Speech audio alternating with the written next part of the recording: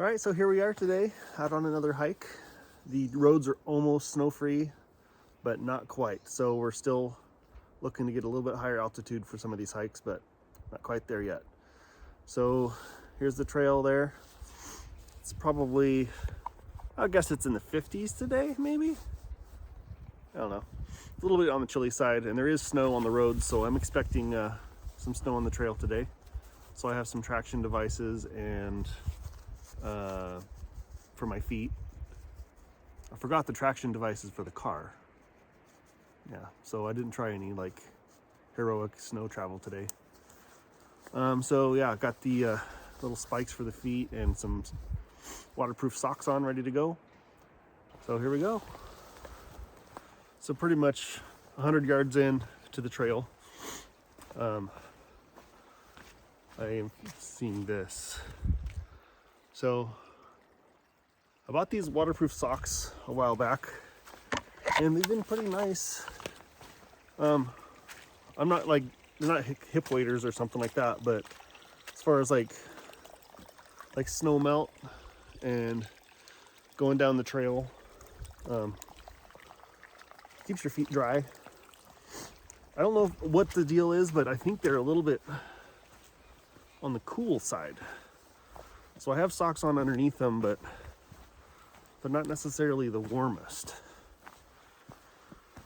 But way better than being wet. So there's that. So I'm expecting quite a bit of snow melt on the trail today. I'm only doing like 3.5 miles before I have some lunch. But I'll do it a little bit more quiet walk this time than compared to last walk or last hike. So show you some nice hiking video here now.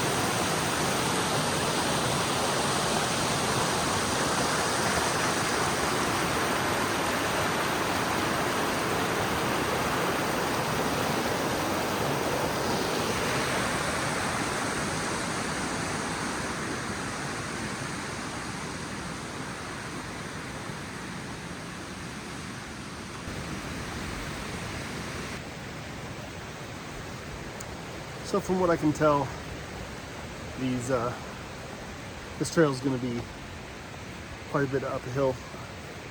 So I'll definitely be eating into snow solid, probably. I would imagine. So I'm gonna go slow and try not to get myself huffing and puffing on video too much.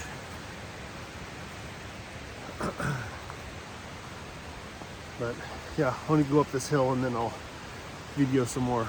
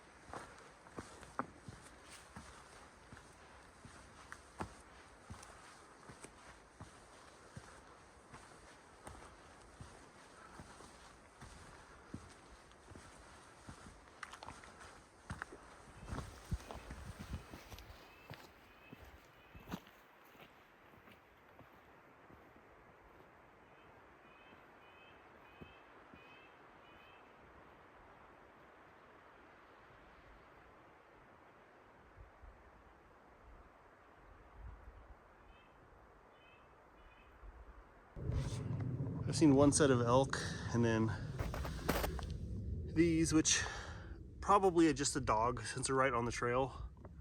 There's only one set of them, and they're old, about the same age as these people footprints. I doubt it's any kind of wolf or huge coyote.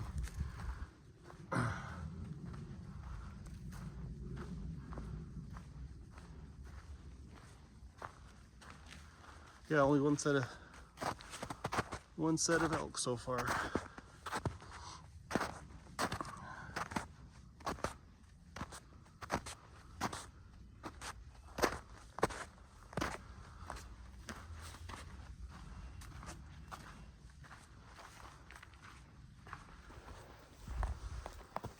So yeah, I was just realizing I have some technique to share here on these snow drifts. It's kind of like prime post-holing snow. It's kind of a crusty top on it, and then it's either hollow or soft underneath. So post-holing, if you're not familiar, is when you like take a step on the snow and then all of a sudden you just boop, and you just go all the way down. So the risk is like, because you don't know what the terrain is underneath, or if you're gonna land on your heel, or if you're gonna hyperextend your knee. So it's really not something you want to do. It's not necessarily there's a host. That's an example of a post hole. So to prevent that, there's another one. Obviously, it's not 100% preventable, but make like a conscious effort to kind of keep your toes in kind of a downward position, so that when you do post hole, you're more likely to fall onto your knees, kind of falling forward onto your bent knee.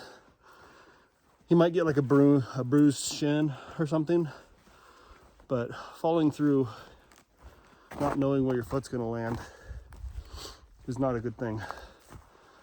Always just the thought of hyperextending a knee in snow is kind of cringy. So yeah, keeping the toes down a little bit, so when you fall onto your, it's better to fall onto your knees than fall with a straight leg. There we go. That was the correct. So I'm down to my knee here.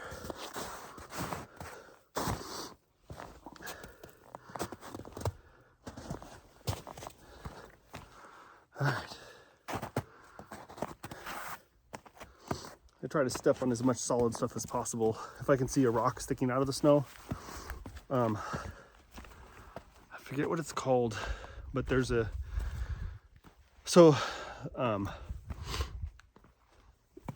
navigating through a snow field to be able to step on the snow, or on the rocks and like trees. You see like a tree or something, oh, I'm gonna take a step onto that. So on your way to that solid object, the snow gets more and more shallow as you approach it, because of this effect where as snow has like thermal mass, kind of freezes during the springtime, because it still gets cold at night, so it melts, refreezes, gets kind of icy, melts during the day, refreezes at night. So you get this like icy top, slushy bottom. Well, all the way down at the ground level underneath the snow, the ground stays at like 50 something degrees. So there's typically like, I've seen feet gaps, but there's typically like an inch or so of air flow between the snow and the ground. There's only a few spots where the snow is actually touching. So in those spots where you're traveling across the snow to get to like a protruding rock or a tree or something, you might be walking over a huge air gap where there's literally nothing between the top layer of ice, then there's like basically no slush, then there's an air gap to the ground, and you really don't want to post hole through those spots and then like falling straight-legged, like, because you're basically a free fall at that point.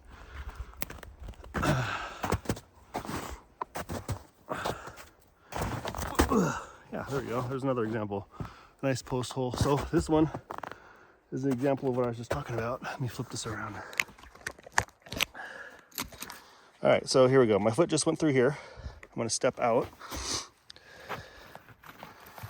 and look down in here. So you can see, I'm gonna stick the phone. This is cool, new perspective for me. So you can see it's nice and dried out under there, and there's an air gap between the ice and the ground. So that's a foot of space between the ice and the actual ground that you fall through. So you kind of always want to keep your knees bent, preventing that.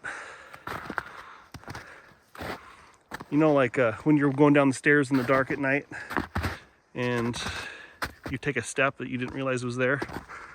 That's basically what's happening, but you can really jam your knee up when you land on if you land on a rock or something, toes first, and you catch all your weight on that first fall. But this definitely slows you down, this kind of snow travel. Like probably 1 mile an hour, if that.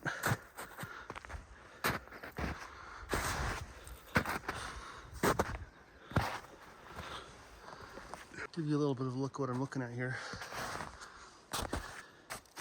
Pretty slow going, really.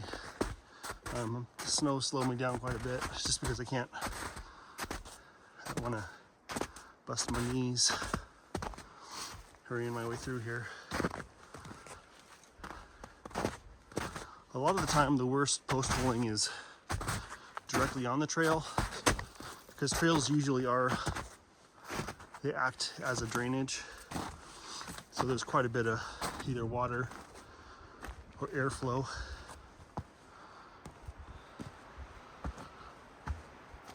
Let's see if the trail changes after this little bit here. This is getting kind of ridiculous.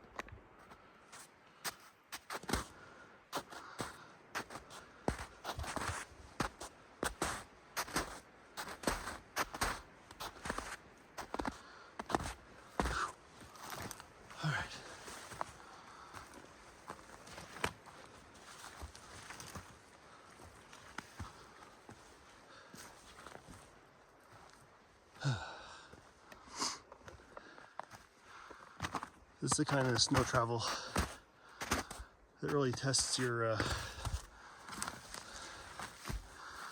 all your little peripheral muscles, like how good a shape is your hips in, and like your feet themselves. There's a lot of extra foot twisting and hip flexing.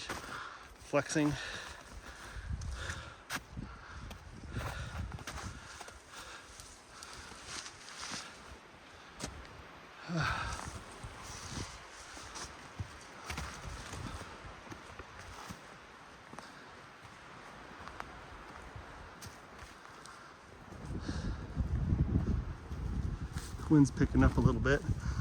Probably means I'm cresting a ridge or near a ridge here. Haven't looked at the topographic map for a few minutes.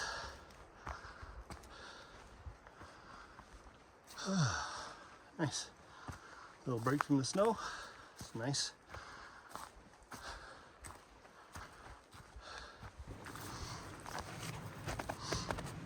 Really not much trail to see here. I'm just kind of checking in on my navigation once in a while on my apps and stuff that I have with me. One thing's really nice about this is that navigation over snow, especially like springtime snow, where it's not gonna snow tonight, most likely.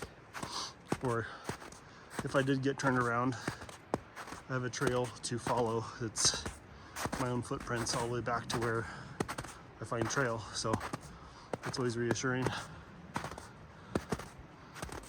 But it looks like a trail. Every once in a while you get a little peek of trail. Like that's a trail for sure. That's not just drainage.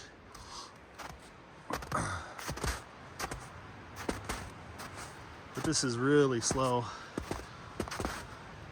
Just for the sake of time, I'm probably gonna have to call it short today a little bit.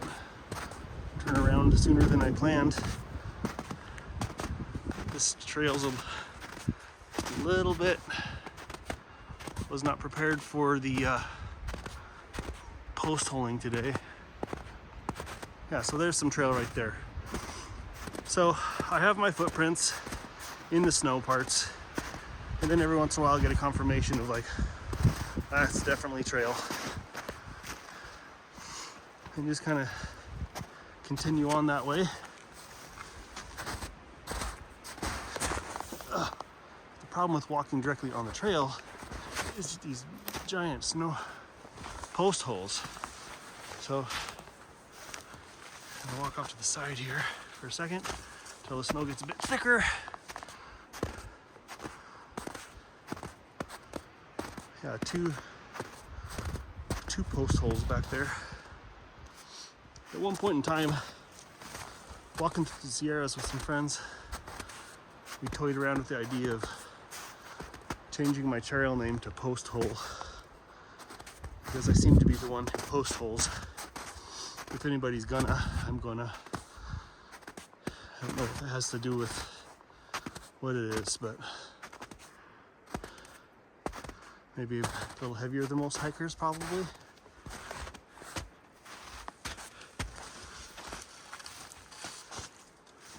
Who knows? So I'll continue on this way for as far as I feel safe, and then I'll turn around. Okay, I'm turning around. I was just filming not more than just 5 minutes ago, but basically trail conditions are really obscure. I can't really make out any there's kind of a trail behind me. Not really. It looks more of a trail on video than it does in person. But that's all post holing. Everything up that way is all post holing. It's basically uphill, deep post holing snow. Nobody actually knows where I'm at right now, so I don't want to hurt myself. So I'm being a little bit extra cautious because of that. And I have better things to do than move it like half a mile an hour up post holing snow. But I'm coming back to this trail later. I want to get to the top of this one. So It's really not that long once there's no snow. Reminds me of that. What is that song? No Snow. The White Christmas song.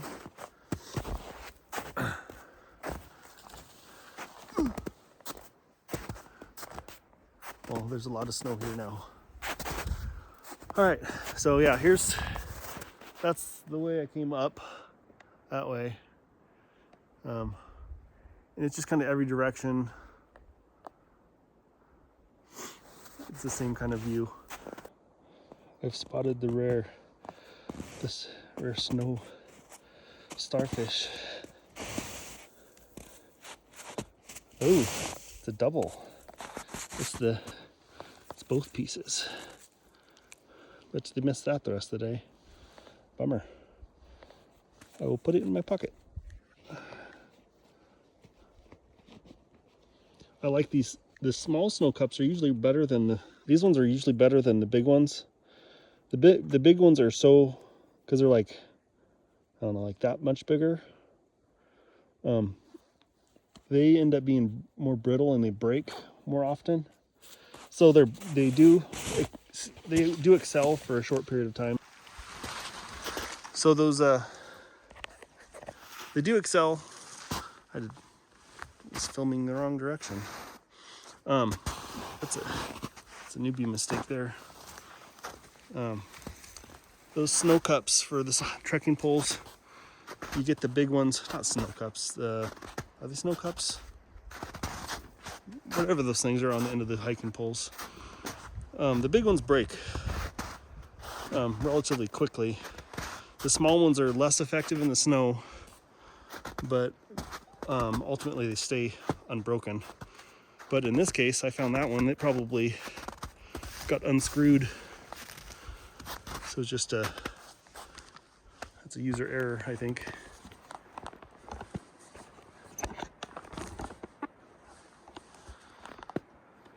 Try to film for a few minutes as I go across this snow. Really what I should do is film myself walking through this snow. I don't want to cross through it multiple times, so I'll treat you guys to one view of me walking through the snow, and then that's it.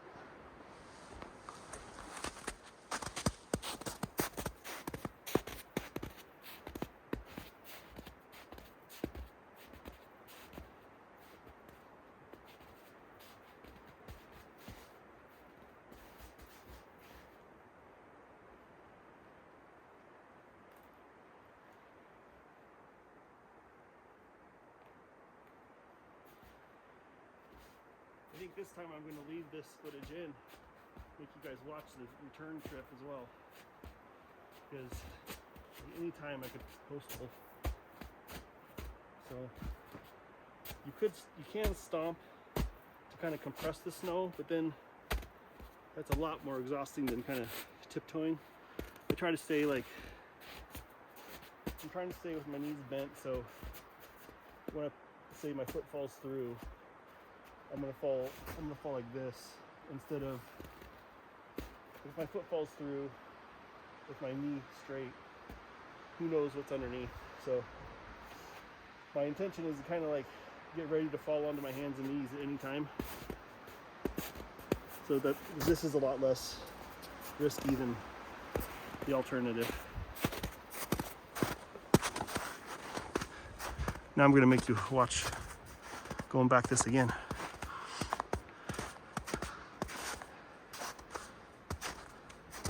It's one thing to have to walk up a hill a couple times to get the footage.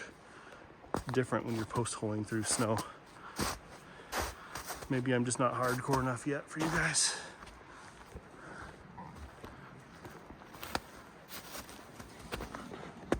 Adjust all this here. There we go. And what's crazy is like I'm walking over very similar footsteps of what I did before, so it's like, oh, you didn't post hole the first time, so you'd think you could let your guard down a little bit, but you can't really. The first time maybe maybe I walked across the little gap in the snow and it kind of set a hair trigger. And then the second time it's gonna spring. So even on like a compacted trail of your own, it's still kind of risky. Sometimes like this, I can see there's a tree well. I can see this tree goes right under the snow. So I know for certain that there's a gap right here. There's a gap there, but it's not even breaking because it's ice. But yeah, it's freaky. There's enough chaos in the way that it melts that you can't really predict what's underneath.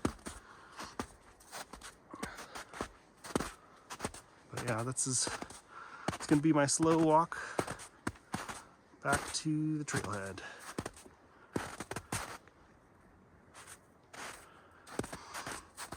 Got out of the car on my way here, and got out of the car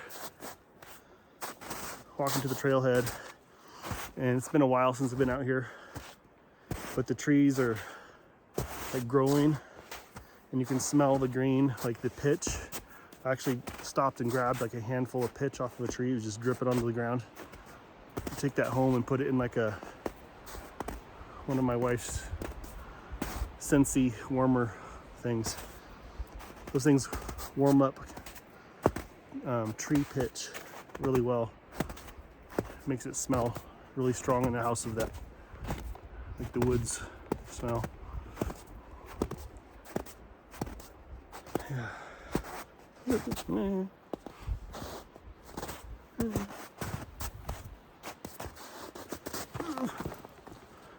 Yeah, so here's an example of like the rock itself is warm. So the snow around and on top of the rock is melted. But underneath, let's see if I can dig it away effectively. So there's a gap. There's a gap between the rock and the snow here. Can't really dig it out to reveal it, but you're just gonna have to trust me that there's a gap. And who knows how big that gap is. So let's say I'm walking up, I'm gonna step across this snow onto this rock, and I step my foot like here. Well, there's no telling how deep that hole is or where it starts. So approaching these things is kind of dangerous. So like on this scenario, I can step from this little spot to that little spot. I know the rock's not gonna move. It is a little bit slippery, but the snow approaching those types of melty islands is dangerous. I think I've already gone over that. All right, I'm gonna stop filming this and pay attention where I'm stepping.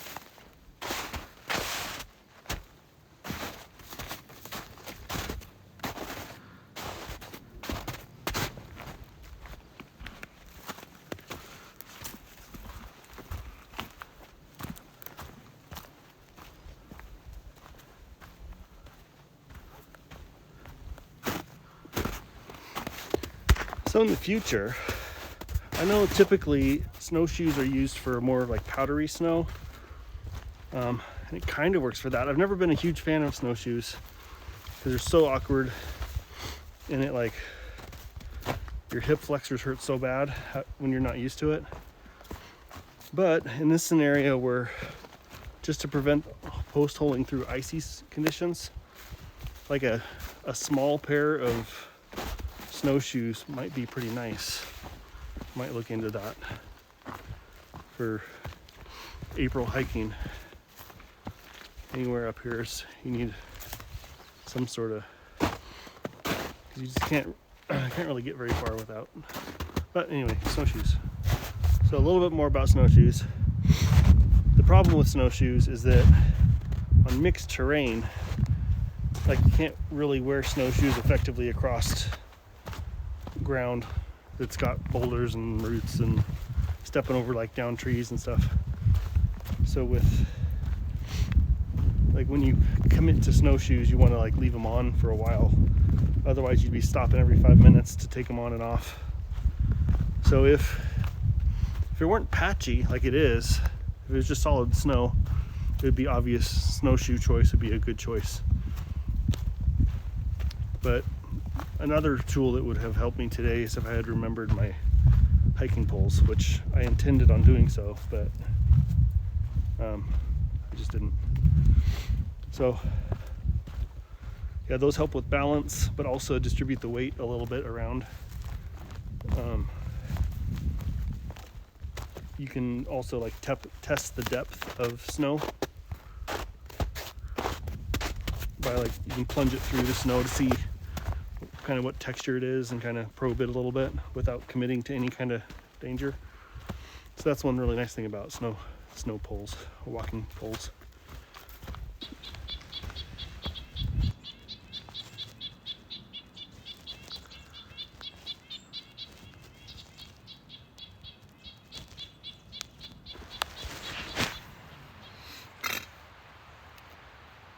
Well, I found a picnic table on my way back to the trailhead, so I figured it's a nice stop, nice little place for lunch. So I remembered my little 3D printed fuel can holder. Comparatively, on a flat surface, it's the same. It's both ways very secure.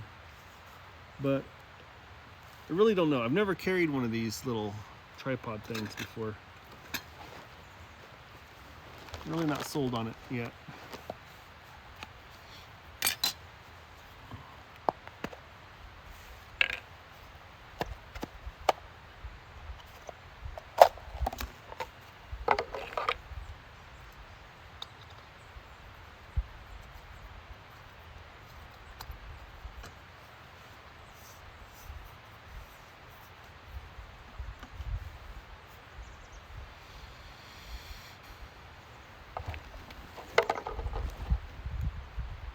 I have prepared a few things here today. I'm going to have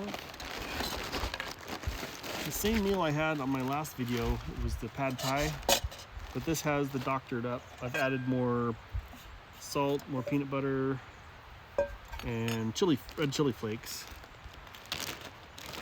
So it was pretty good last time, so I'm guessing it'll be a lot better now.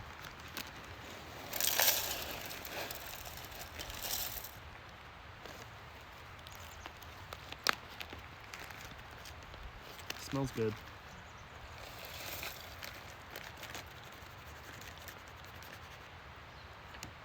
Ooh, something clumped up a little bit. Oh, that's brown sugar. So I added brown sugar, so yeah, the brown sugar was already clumped.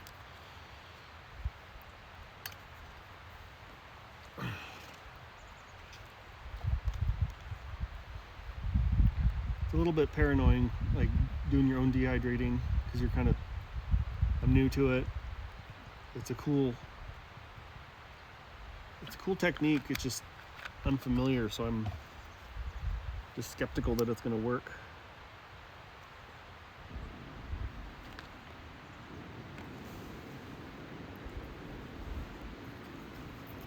All right, I'll give that a few minutes.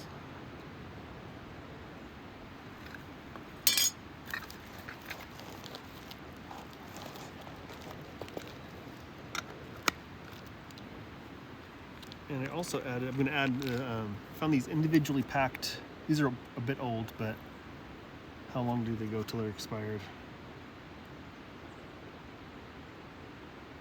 Well, I'm gonna skip it today because it is expired by like 3 years. So anyway, they're available. There is like individual wrapped olive oil packets. So more expensive than having like a squirt bottle of olive oil, but I've never had one bust open and leak all over the place like I have like a tube. So I have to get rid of those olive oil packets. It's a bummer. Get some new ones.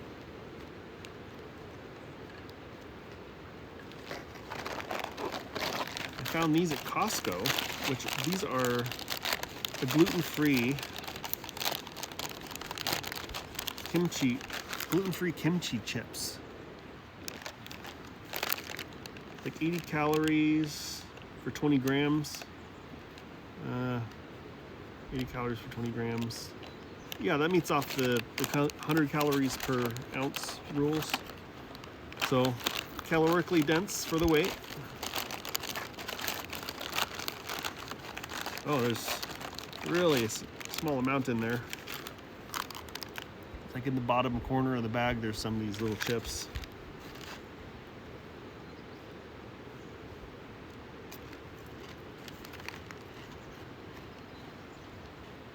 They're thinner than a wheat thin, thicker than like a what is that?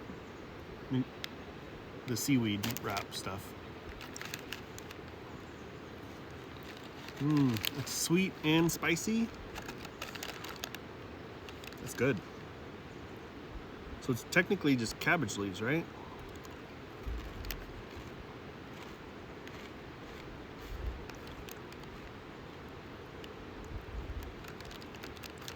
I ripped across the ingredients list here, if I can make it out.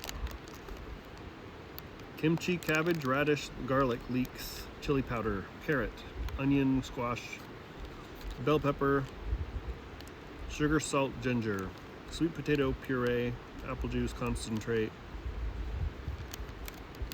cassava starch. It's not fried, preservative free, gluten free, cholesterol free.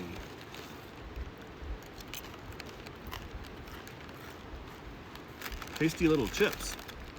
Ooh, this one's got an extra bit of flavor on it. It's got a little corner glob.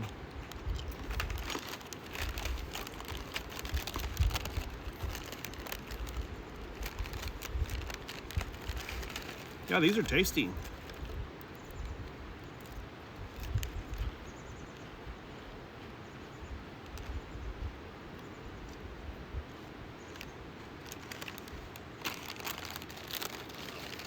Very familiar, like kimchi type flavor.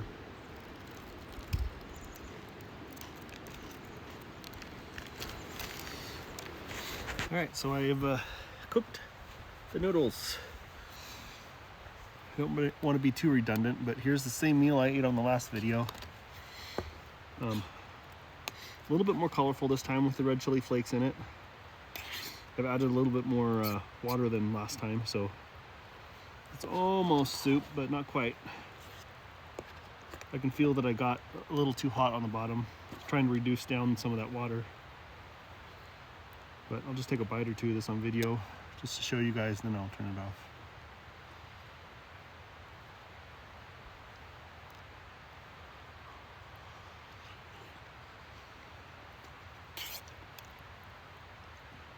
It's way too hot.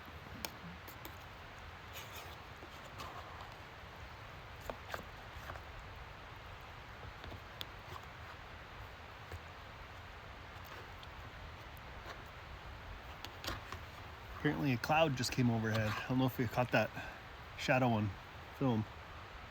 It was like the light just got turned down a lot.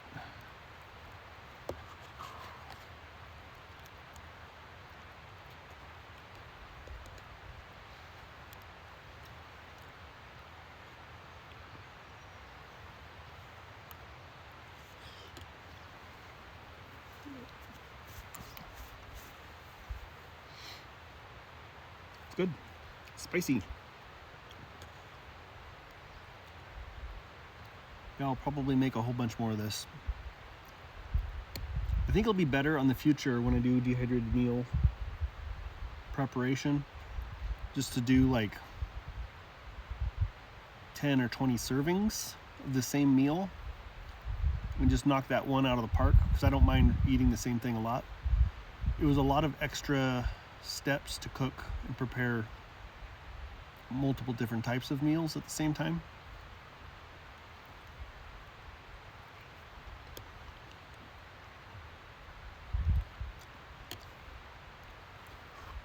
This is going to take me a long time to get through because it's so hot. Nice, I actually have some spice to it.